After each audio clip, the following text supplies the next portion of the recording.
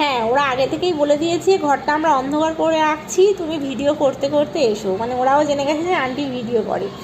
সত্যি আমি খুব সারপ্রাইজ হয়ে গেছি, সত্যি সত্যি সত্যি সত্যি আমি এত আনন্দ পেয়েছি, মানে কি বলবো, মানে এ জীবনে মানে বলা বাহুল্য, এইরকম একটা আনন্দ আমার সারা জীবনের স্মৃতি হয়ে থাকবে। সবটাই ওরা ওদের হাত খরচের টাকা থেকেই কিন্তু করেছে, এটা নয় যে ওরা কোনো প্ল্যান প্রোগ্রাম করেছে।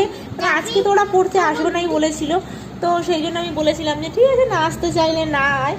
কিন্তু এসে হঠাৎ করে বললো আমরা খাবার কিনতে যাবো। ওরকম মাঝে মাঝে যায় পেন কিনতে, খাবার কিনতে। তারপরে দেখলাম যে ছোটো ছোটো কেক কিনে, লজেন্স কিনে ওরা নিজেরাই ডেকোরেশন করে সাজিয়ে গুছিয়ে এই সব কিছু, আমার জানলার পর্দা দিয়ে ওরা টেবিলটাকে কভার করেছে, এই প্রদীপটাতে জল ঢেলে সাজিয়েছে, সব কিছুই ওদের প্ল্যানিং ছিল। আর তাই আমি এতই খুশি হয়ে গেছিলাম যে নিজে যে কেকটা কাটছি সেটার ভিডিও করতেই ভুলে গেছি, তাই সব শেষে করলাম। মানে তোমার এই সারপ্রাইজটা কেমন লাগলো?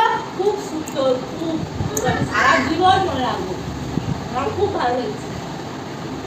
কিন্তু তোদের মধ্যে সব কিছু হয়ে যাওয়ার পরে ভিডিও করছি, এটাই হলো ব্যাপার। সব শেষে একটু খাওয়া দাওয়া, একটু উৎপাত, তার মধ্যে এই দেখুন ইনি, এনার অবস্থাটা দেখুন।